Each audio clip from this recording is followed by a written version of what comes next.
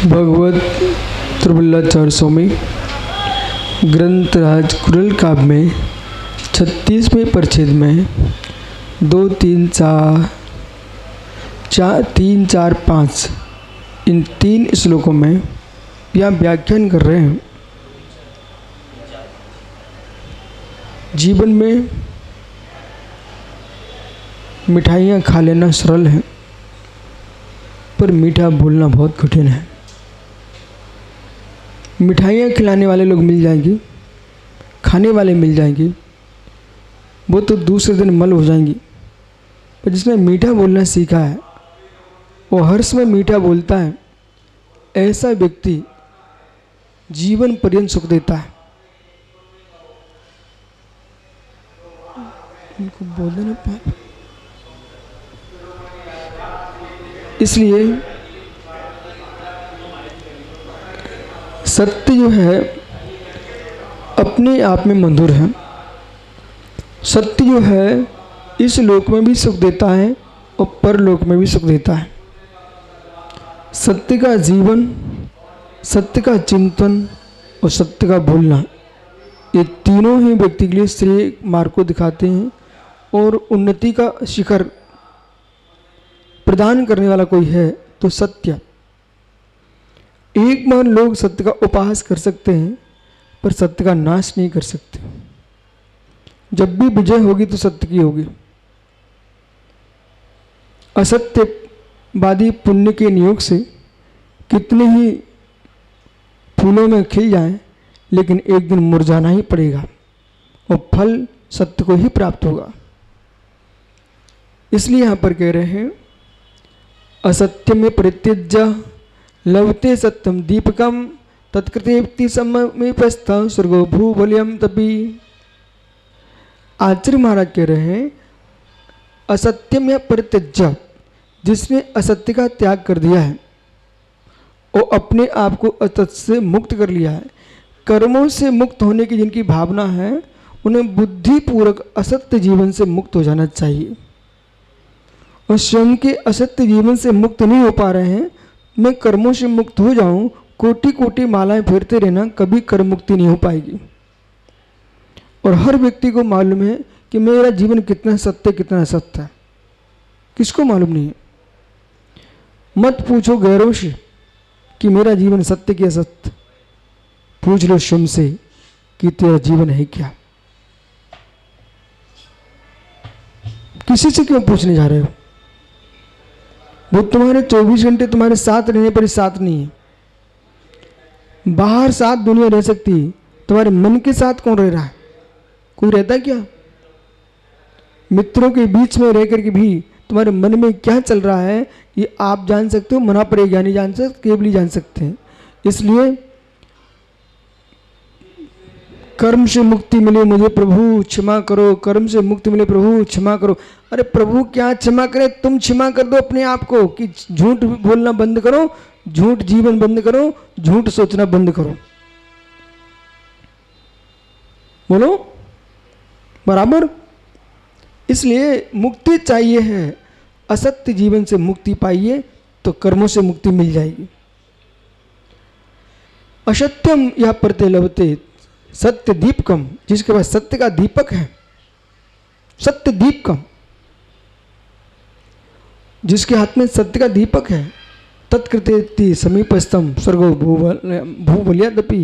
कितनी सुंदर बात कह रहे हैं। उस व्यक्ति के लिए सत्य आत्मा को पाले, उसके लिए सब स्वर्ग पृथ्वी से अधिक समीप है। सामन पृथ्वी पर चल रहा है, जमीन पर चल रहा है, उसके समीप मोक्ष है, उसके समीप स्वर्ग है, मोक्ष है। जिस बालक ने ईमानदारी से पेपर दिया है और पूर्ण भरोसा उसको है, बिल्कुल स्वस्थ चित्त वाला, स्वस्थ बुद्धि वाला, प्रज्ञा जिसकी प्रशस्त है, और एक सामान्य व्यक्ति है और परीक्षा देके आया जलाधीश की, 1 घंटे के बाद वो कलेक्टर बनने वाला है। जिसने पढ़ाई की है, पूर्ण विश्वास के साथ परीक्षा दे के आया है, वो आनंद में जी रहा है। अभी सामान्य साइकिल पे जा रहा है, तो उसे मालूम है 1 घंटे बाद जो गाड़ियाँ मिलने वाली हैं, उसको दिख रहा है। ऐसे ही धन्य वो साधक जिसके लिए समझ में आ रहा है मैं पृथ्वी पर घूम रहा हूँ, अभी मैं पृथ्वी पर घूम रहा हूँ, लोग मुझे पृथ्वी पर चलता देख रहे हैं, पर मैं भी स्वर्ग के विमान में बैठने वाला हूँ। इतना विश्वास होना चाहिए। कोई हमारे लिए कोई सामान्य आदमी घूम रहा है, तुम मुझे सामान देख रहे हो, पर मुझे मालूम है कुछ दिन बाद आप मुझे विशेष देखोगे। ये भरोसा किसका किस पर? ये भरोसा किसका किस पर? स्वयं पर ही जिसको भरोसा है, स्वयं पर भरोसा है। अरे और सामान्य दृष्टांत पर आते हैं। बालक, क्या नाम तेरा? तुलसीदास। अरे भैया तुलसीदास, सुन, खाना खा लिया क्या? नहीं खाया ना। उसका पेट खाली हुई तुलसीदास का, लेकिन उसे भरोसा है, उसको विश्वास है, या मुझे अभी थोड़ी देर से भोजन मिलने वाला है ना विश्वास? तुम्हें कोई चिंता नहीं है, क्योंकि तुम देख के आए वहाँ बन रहा है। सही है ना बेटा? हाँ, इसको विश्वास है कि वहाँ भोजन बन रहा है और मुझे मिलेगा। जितने लोग आए बाहर से, दिल्ली से, बम्बई से, जहाँ से भी आए, इन सबको भरोसा है कि अलीगढ़ वाले खाना बनवा रहे हैं। इनको सबको विश्वास है, इसलिए सीधे चले आए। बोले क्यों? वहाँ जा रहा हूँ महाराज जी के पास, वहाँ तो अलीगढ़ में तो लोग खाना खिलाएंगे 100%। तो जब तुम आए हो ना, तो भोजन तो मिलेगा। जब आपको 1 घंटे से भूखा बैठा है, तब भी उसको क्या दिख रहा है? भोजन दिख, क्योंकि विश्वास है। ऐसे ही आपने अपने जीवन में सत्य जीवन जिया है, तुमको विश्वास है कि मुझे स्वर्ग मिलेगा, मुझे मोक्ष मिलेगा, क्योंकि हमारी साधना सत्य है। निरायो यहुतदा यद्यात्म सहस्त्रम सत्यम मनभूतम न जाचितम निरायोनम तच्जन्म ग्रहणेपि को गुणः नरयोत दत्त जन्म। और जो ग्रहण पे को गुणा, मनुष्य जैसे उच्च योनि को प्राप्त कर लेने से भी कोई लाभ नहीं। मनुष्य नरायोनम दत्तम जन्म, मनुष्य जैसी योनि प्राप्त की हो। और मनुष्य योनि में कितने लोग जन्म लिए हैं, कितनी जातियां मनुष्य योनि में हैं, लेकिन कोई मछली छील रहे हैं, कोई बकरे छिल रहे हैं। मित्र, उनका क्या होगा? उत्कृष्ट मनुष्य योनि पाने पर भी काम क्या चल रहे हैं?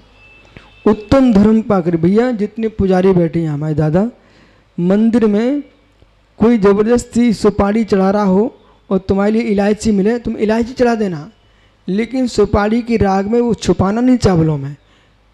बोले तुम भैया सुपारी से मुँह चले जाओ, हम इलायची से चले जाएंगे, लेकिन ना इलायची मुझ भेजेगी ना सुपारी, परिणामों की विशुद्धि मुझ भेजेगी। इसलिए कोई सिर पर चढ़ाए तो भाव खराब नहीं करना।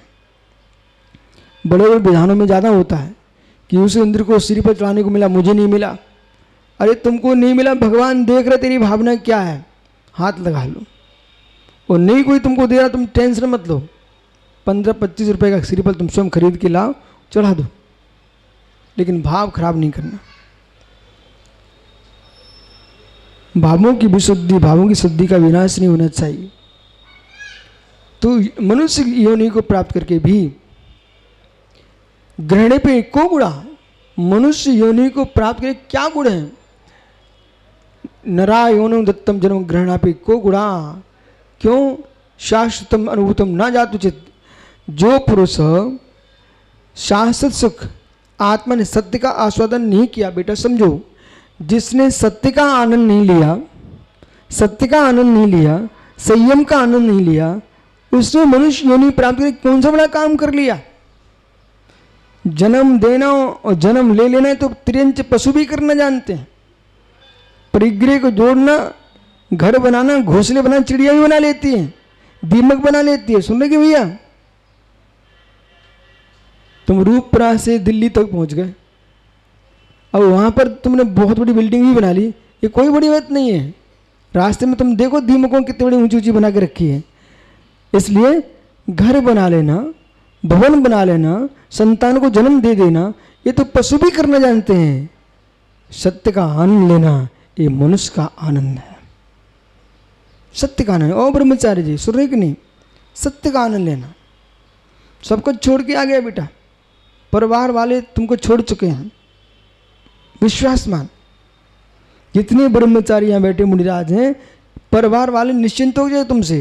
अब वहाँ तुम्हारा कुछ भी नहीं बचा। अब भी तुम जाओगे तो उन्हें परेशानी होगी, कोई सुख नहीं मिलेगा उनको, विश्वास मानो। तुम घर जाओ ना, अभी जैसे अभी बोल के घर से आए, महाराज जी पास जा रहे हैं, ठीक है, तो इनके घर वाले खुश हो चुके हैं, चलो एक दिन की शांति होगी, ठीक है।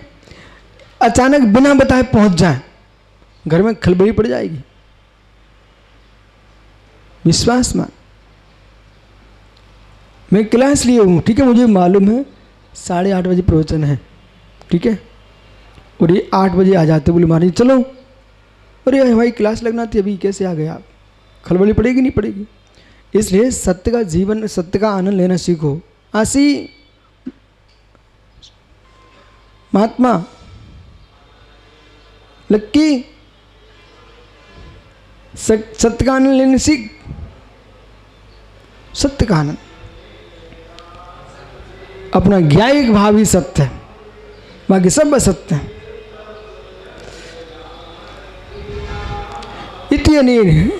इत्यनेन सत्यांशः शेष प्रतिनिक भाग इदमे परिज्ञानम विधाय लक्षणम। ये 3, 4, 5 5वें श्लोक में कह रहे हैं इतने सत्यांशम, कोई बात को सत्य को झूठ से पृथक कर देना है। सत्यांशम शेष प्रतिनिक भाग, जो प्रतिनिक विपरीत वचन है, झूठे वचन है, उन वचनों से जो अपने आप को भिन्न कर लेता है, बर लक्षणम, वही श्रेष्ठ लक्षण है। इदमेव परिज्ञानम मेधा, वही मेधा है, वही बुद्धि, वही प्रज्ञामान है, वही प्रज्ञा है। कोई बात उसे सत्य को झूठ से पृथक कर देना है, सत्य को झूठ से पृथक कर लेना। जैसे ये माताएं घर में गेहूं बीनती ना, तो कंकड़ों को पत्थरों से गेहूं को भिन्न कर लेती है, ठीक है। आप पानी छानते तो जीवाणु को अलग कर लेते हो, दूध छानते हो तो बाल माल कचड़ा पड़े तो अलग कर लेते हो। ऐसे जो झूठ के कचड़े हैं उनको भिन्न कर देना और सत्य का क्षीर पीना, यही मेधा, यही प्रज्ञा है, वही ज्ञानी पुरुष है।